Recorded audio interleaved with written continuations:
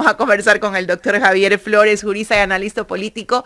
Doctor, bienvenido. Gracias por aceptar esta invitación. Vamos a hablar de manera bastante clara, ya lo decía yo hoy, porque el pueblo tiene que ver más allá de lo que le quieren mostrar. Bueno, muchísimas gracias por la invitación. Es siempre un gusto compartir este espacio y un gusto conversamos también de los temas que propongo.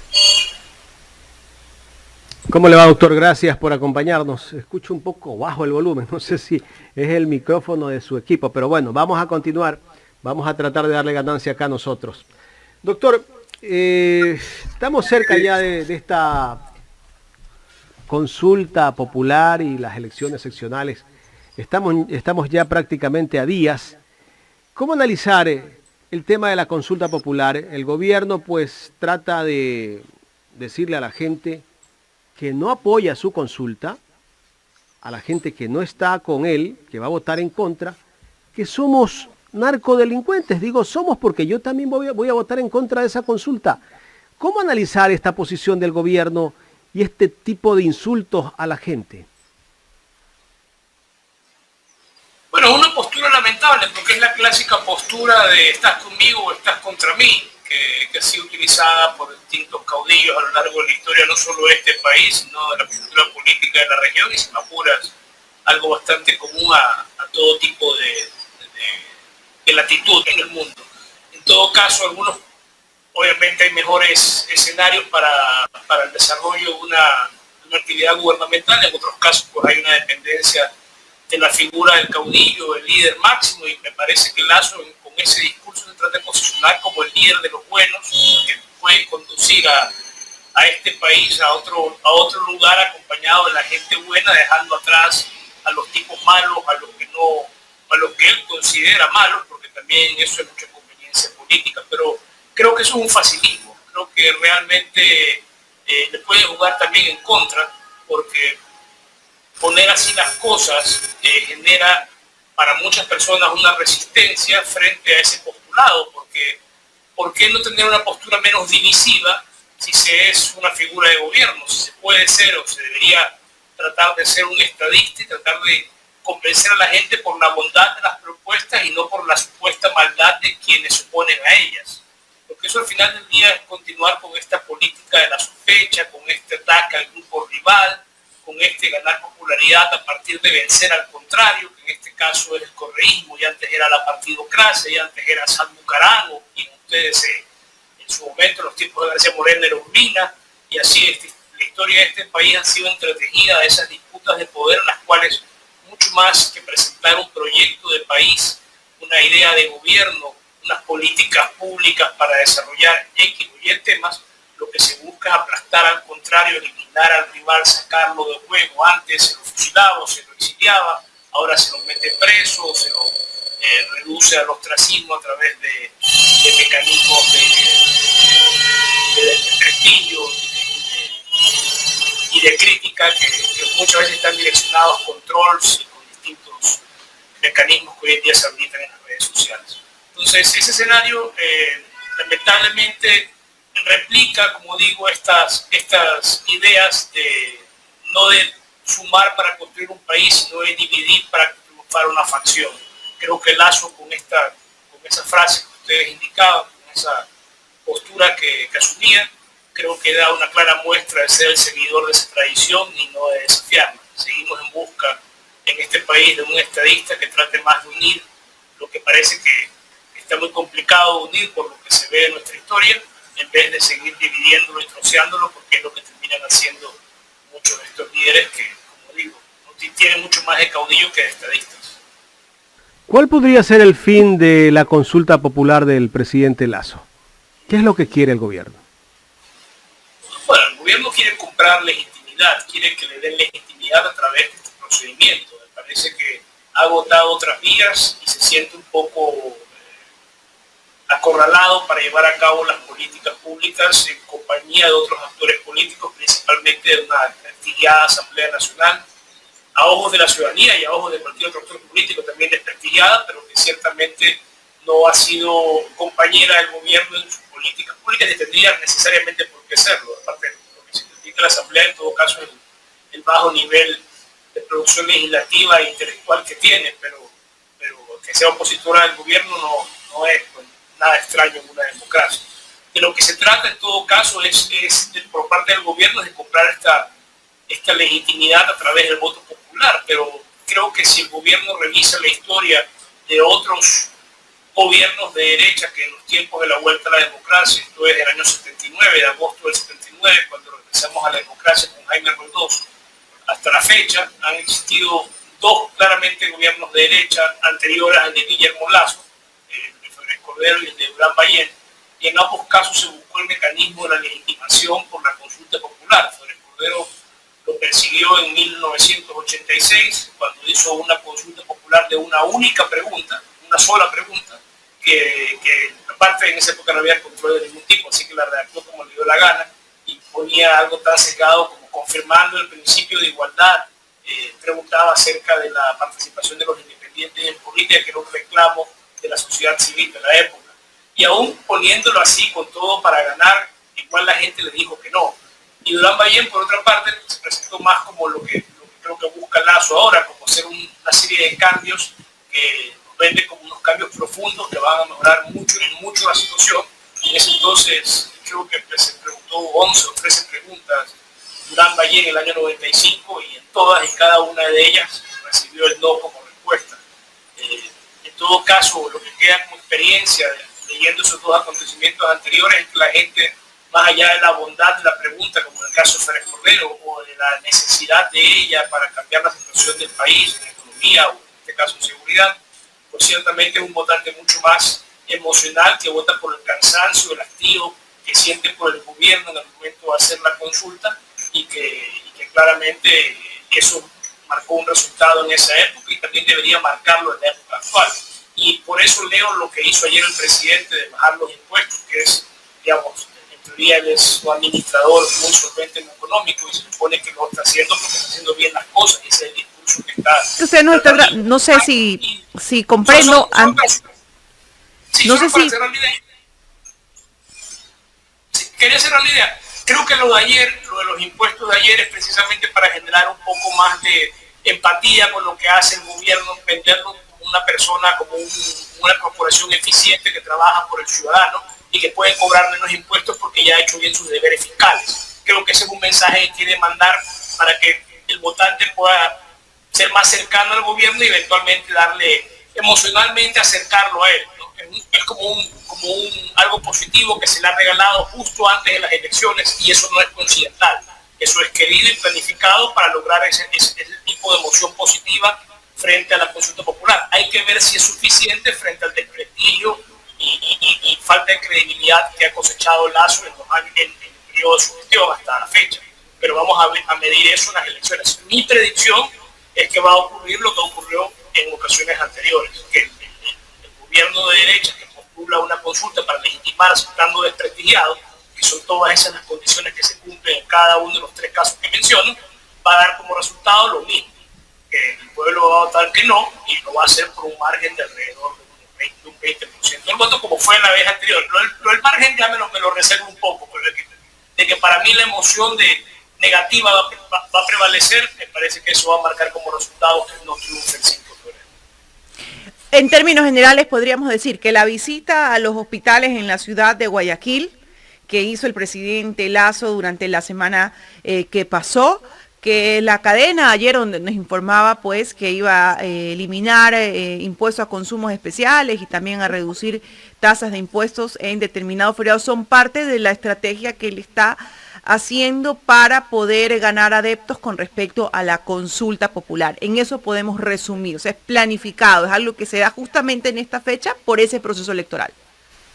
Por supuesto, quiere generar una emoción positiva frente a lo que hace el gobierno, sea en acción social, con la presencia en hospitales, o sea en manejo macroeconómico, con la disminución de impuestos, que también era una oferta de Lasso en su momento. Entonces, se debe entender en ese contexto y tratando de buscar una incidencia del día de las elecciones. Vamos a ver si eso pesa tanto, pero bueno, es una maniobra que va en ese sentido, eso es claro.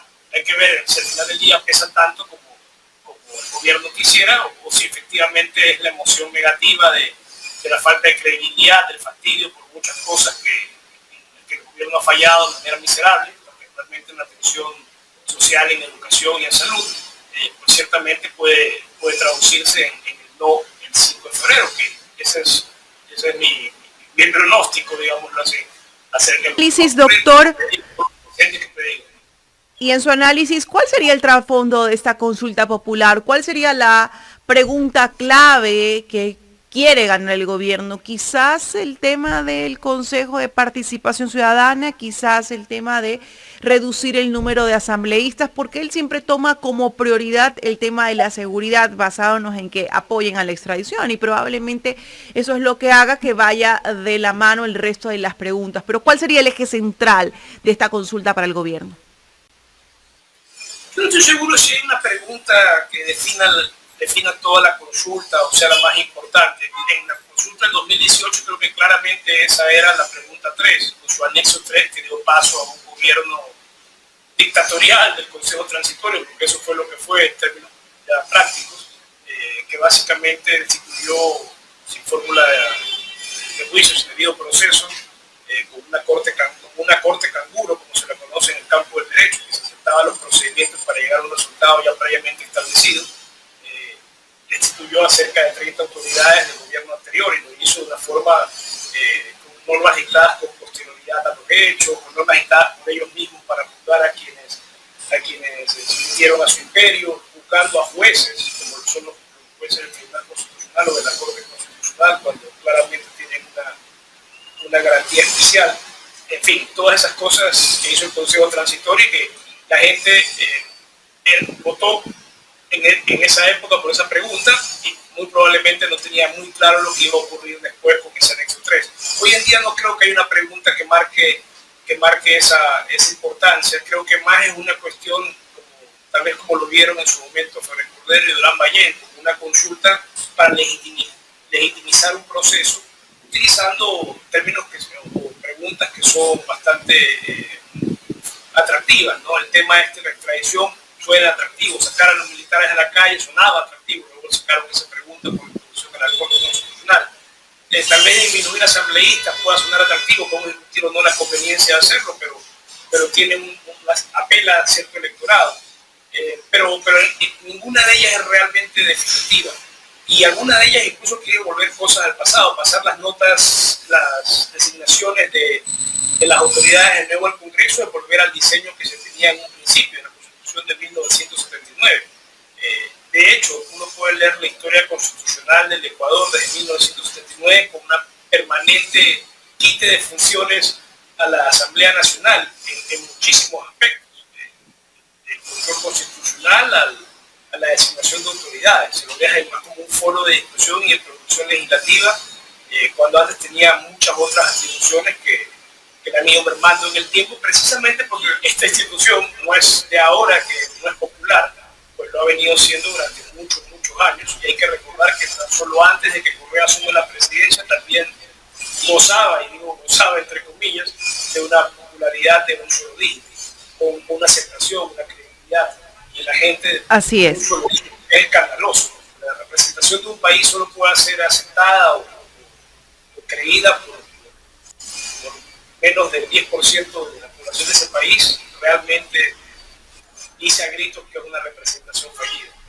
Doctor, vámonos ahora al tema de las elecciones seccionales y hablemos primero de la prefectura, no tanto a nivel general, la prefectura que son de las más controversiales, la del Guayas y la de Pichincha. Iniciemos un poco por la del Guayas. Ya se dio el debate, hay candidatos que las encuestas, vamos a decirlo así, los ponen en primera línea. ¿Cómo vio usted ese debate? ¿Cree que tenga la prefecta Susana González posibilidades amplias de mantenerse en la prefectura del Guayas? Vemos también que fue abordada por un ex prefecto, Nicolás Lapenti. Hemos visto también, nos dicen las encuestas, aparentemente, vamos a decirlo así, que Marcela Guiñaga despuntó de una forma mejor luego del debate. ¿Cuál es el aire que se respira después de este debate y hacia dónde apuntaría la ciudadanía? Bueno, yo creo que el debate sirvió para sacar algunos cueros al sol, pero en líneas generales no sirvió para un análisis profundo de los problemas problemas de la provincia. Creo que además la autoridad que ahora ejerce ese cargo y que lo heredó, porque nadie votó por ella realmente, se votó por un binomio, pero no por ella como primera figura, y ciertamente ese rol lo cumplió una figura popular como lo fue Carlos Luis Morales. Pero se la vio muy incómoda para presentar sus ideas, e incluso con desplantes que son completamente anómalos en un debate. Eso es no querer preguntar o no querer responder. Parece más una malcriadez de alguien engreído o ensoberbecido que digno o propio de una autoridad provincial. Creo que hubo gente que está muy preparada para enfrentarse a las cámaras y para exponer las ideas. Creo que las personas más solventes en ese sentido fueron Marcela Guiñaga y Andrés Guzmán. Y creo que el resultado de esto es que quedó una sensación de que se pudo haber hecho un planteamiento mejor del debate como estructura, donde quedan muchas cosas pendientes para conocer de cada uno de los candidatos, y tal vez por la forma en cómo se diseñó el debate, eso habría que eventualmente estudiarlo, pero también la calidad de muchos de los candidatos, ¿no? Que uno se da cuenta que hacen enormes esfuerzos para presentar sus ideas sin mucho éxito de todas maneras. Pero en todo caso, creo que igual es una iniciativa importante que hayan debates, y lo celebro. Hay que perfeccionarlos, hay que mejorar la forma de su ejecución, etcétera, pero es necesario que hayan debates porque es una forma de finalmente conocer un poco más a las personas que se proponen para ocupar un cargo de debate. El tener varios candidatos de derecha, doctor Flores, como Susana González, el economista Nicolás Lapenti, como tener al propio Andrés Guzmán, tener a Francesco Tabacchi, que han venido de la línea de derecha, esto de pronto rompe el esquema y le da más puntuación a la izquierda, como es que está representada por Marcela Guiñaga. ¿Usted cree que eso le ayuda más bien, o eso más bien estrecha, nos cierra en una brecha de no saber elegir o no poder elegir de una forma mejor? Algo de eso tiene que haber, porque realmente pues, hay una dispersión del voto en esa franja. De hecho, un fenómeno interesante del debate fue el enfrentamiento entre dos figuras del Partido Social Cristiano, una figura antigua y disidente como Nicolás Lapenti versus una figura nueva y actualmente gobernando como la prefecta González, y que se hayan empezado a discutir de la forma en que lo hicieron, sacándose los cueros al sol, con ineficacia de todo tipo, muy interesante, porque son dos figuras del mismo palo que se acusan una a otra de no haber hecho nada por la provincia que supuestamente una de ellas está defendiendo, y el otro gobernó durante, me parece que 8, si no 12 años, hasta más pudo haber sido, la verdad que no recuerdo cuánto tiempo estuvo Lapenti, pero estuvo bastante tiempo en su momento. Y en todo caso, es interesante que se haya hecho ese ejercicio de debate, porque saca a la luz las ineficacias que hasta ellos mismos conocen, que existen, que han existido en las distintas administraciones. Entonces, ese mito de la eficacia, ese mito del éxito, que supuestamente el social cristiano representaba, es una construcción social, es una construcción del imaginario social, es básicamente una mentira repetida 1000 veces, porque hay aliados que lo hicieron ese ejercicio de repetirla y repetirla ad nauseam, sin presentar una idea crítica frente a lo que ocurría o sigue ocurriendo en Guayaquil, y que ahora ya es innegable. A mí una de las cosas que más me interesa de esta elección para el socialcristianismo es cómo logra postular una idea de continuidad, porque si tienes 30 años, lo que has vivido es la continuidad de un modelo. 30 años el Partido Social Cristiano es un mismo partido, 3 figuras que tienen un vínculo entre sí y que ciertamente representan un modelo en funcionamiento desde el año 1992. Esa continuidad en el tiempo, como una persona que está lanzada a la reelección, como Cintia Viteri, querer reelegirse es continuar en un cargo, continuar con un proyecto, puede ahora mismo postular la continuidad. ¿Cómo? ¿A qué guayaquileño le persuade ese mensaje? ¿A qué guayaquileño se le puede ocurrir que quiere continuar con esta ciudad así como está? Es absurdo, nadie quiere eso. Estamos viendo una ciudad que está mal hecha y que funciona mal en muchísimos niveles, desde la atención en lo social hasta el tema de la violencia, pasando por distintos aspectos como por ejemplo las áreas verdes o los efectos del cambio climático. Tenemos tantas cosas para discutir y tantas cosas para cambiar en Guayaquil que no entendería yo en qué cabeza puede venderse el ideal de continuidad. Y siendo eso así, no entiendo tampoco cómo podría una persona como la alcaldesa Viteri venderse como un ideal de cambio, como una propuesta de cambio, porque si ella acepta que hay que hacer un cambio, entonces es que durante 4 años nos han conducido por la senda del error. Ella tiene que vender la continuidad de su supuesto proyecto de ciudad.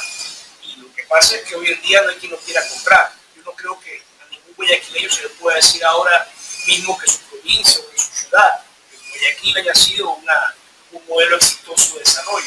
O sea, ahorita mismo la idea de éxito no puede estar asociada a Guayaquil. Los únicos tipos que tienen éxito son los que llevan la cocaína a Europa, ¿no? Ellos están celebrando el éxito con fuegos artificiales en el sur, que llega el cargamento. Yo creo que ella debería decir, bueno, Guayaquil es un paraíso. Es el modelo real de ciudad que tiene el Ecuador y el continente. Porque hablar de 31 años de administración de una línea política, pues, significa que tuvieron todo el tiempo para hacer los cambios necesarios, pues. Por eso yo digo que es el fracaso del sistema. O sea, más allá de que entiendo que Viteri es quien conduce la nave que se estrella, ella es realmente la que ha actuado en los últimos 4 años, que han sido un completo desastre en tantos aspectos. El tema de la movilidad, por ejemplo, que es escandaloso que ahora quiera Viteri decir que simplemente porque hubo el COVID descendió el número de usuarios en la metrovía, o sea que se murieron o qué, porque la gente no es que dejó de viajar, la gente sigue teniendo que ir a distintos lugares. Habrá un poco de teletrabajo, pero esa no es la causa por la cual desciende de manera escandalosa el servicio de la metrovía. Simplemente ese servicio no cumplió con el propósito por el que se planteó. Es un servicio fracasado en términos de su planificación. Y hay que llamarlo así. Desde el 2004 decía que para el 2020 iba a tener 7 troncales. Si tuviera 7 troncales, la gente utilizaría el servicio, porque sí le sería útil para llevar a las distintas partes de la ciudad que se propuso en un momento que se iba a hacer. Y no se hace simplemente porque en su momento la necesidad de suponer que era un sistema autosustentable que podía funcionar sin subsidio por parte del gobierno municipal, que eso se vanagloriaba Nebot durante muchos años de su administración, ha demostrado ser un completo fracaso. Hoy en día se tiene un descenso tanto en el uso del servicio como en las unidades que lo prestan. Y no es que no solo están guardadas porque se hayan tallado o las estén desguazando para reemplazar a otras, sino simplemente porque no es rentable. No es rentable sacar buses que van a ir con menor capacidad. Hay que sobreexplotar a la gente, meterla lo más posible en la menor cantidad de buses para que pueda ser rentable. Eso es un mal servicio. Yo escucho a la alcaldesa en estos días decir que el mejor servicio de que el guayaquileño pueda pagar. ¡Qué mediocridad de pensamiento! ¿Por qué no puede ser el mejor servicio aquel que lleve con dignidad a la gente, aunque sea el gobierno municipal el que tiene que pagar? ¿Por qué es bueno pagar con el dinero a la gente cuando se regalan pollos y cervezas, en vez de hacerlo para que la gente tenga una movilidad y sea socialmente no solo digno, sino rentable? Pero esa mentalidad mediocre de la alcaldesa, que realmente ha tenido una alcaldía tremendamente mediocre, que quiere justificar su ineficacia en que supuestamente hubo dos paros nacionales que duraron entre ambos menos de un mes, y lo del COVID, que supuestamente tiene efectos hasta ahora en toda la movilidad de Guayaquil, simplemente para escudar lo que han sido fracasos notorios de la administración social cristiana. No solo en su periodo, que no ha terminado ninguna troncal de la metrovía, sino en los distintos periodos que tuvo el alcalde Nebot, donde no se hizo tampoco ninguna troncal. Desde el año 2013, de hecho, desde febrero del 2013, van a cumplirse 10 años, no se ha creado una nueva troncal. Y la que ya está creada, nadie la quiere operar porque sabe que no hay negocio, sabe que está mal hecho el sistema, que no le produce beneficio a quien va a invertir ahí. Nadie se mete en un problema en términos de billetes. Si sabe que no va a funcionar el negocio, pues no te metes en el negocio. Y ahí está la muestra del fracaso social cristiano. Una troncal hecha que nadie quiere operar. Hay que ponerlo así de claro, porque es realmente lo que es. El fracaso en la movilidad en Guayaquil por un sistema que se ideó en el 2004 y que en el curso del tiempo se lo ha ejecutado de una pésima manera. Los grandes administradores en realidad así se metieron en el tiempo una ciudad exitosa, lo que fueron pésimos administradores. Y hay que ver también el tema de la aerovía, que también también da para una otra conversación acerca de qué tan mal se produjo ese negocio en términos transnacionales. Doctor, ¿cuál podría ser el sistema de transporte que necesita ya Guayaquil? Yo creo que Guayaquil necesita una fuerte inversión social en movilidad y entender el transporte como una cuestión integrada para sacar el máximo provecho a todas y cada una de las movilidades que hoy en día tiene. E incorporar una adicional que yo creo que se puede desarrollar siempre también con inversión social, pero pensando que una movilidad eficiente genera riqueza en una comunidad porque abarata costos, genera vínculos, logra que la gente se conecte y se traslade de un lugar a otro de manera más rápida y eficaz. Y ese es el transporte fluvial. Y creo que se lo debe pensar principalmente para sectores populares, porque hay una gran posibilidad de generar espacios en los ramales del estero para sacar a la gente a la zona central vía el río y también la zona del río Daule, la zona industrial. Entonces, habría que pensar en incorporar los sistemas de transporte existentes, los sistemas de buses urbanos, la aerovía, la metrovía, con el transporte fluvial y hacer un transporte intermodal que permita que con una sola tarjeta se puedan hacer varios recorridos en las distintas formas de transporte, tratando de buscar, pues, obviamente, que haya un mínimo de sostenibilidad del sistema, pero ciertamente entendiendo que el grueso de esto tiene que ser soportado por una inversión pública bien direccionada para que el sistema funcione y sea operativo, porque si no vamos a repetir el fracaso miserable de la metrovía que acabo de comentar. Entonces hay que tener una perspectiva integrada del transporte y incorporar esta nueva modalidad de transporte, la fluvial, que de hecho lo hubo antes. Yo recuerdo que antes se trasladaba, obviamente era distinto el tema, ahora se lo quiere ver como una cuestión de traslado de un mayor número de habitantes de Guayaquil para funcionar dentro de la zona propia de Guayaquil, digámoslo así, pero antes había, me acuerdo, el transporte fluvial que te llevaba a Durán, por ejemplo. Eso era bastante común y se fue perdiendo conforme el malecón fue mutando también, porque dejó de ser lo que antes era con muelles y con restaurantes en el río para convertirse en un centro comercial. Una discusión abierta si eso fue un cambio para mejor o no. Se pudo haber hecho muchas otras cosas en el malecón, pero en todo caso hay que aprovechar la riqueza fluvial de Guayaquil, la riqueza de los esteros, los ramales que tiene y que lamentablemente hemos cegado buena parte de lo que era Guayaquil. Guayaquil está sentada sobre ramales del estero taponados, esa es la triste realidad. Entonces, podemos ser más una suerte de Venecia o de Ámsterdam tropical, realmente hemos complicado de manera decidida para ese propósito, en contra de ese propósito.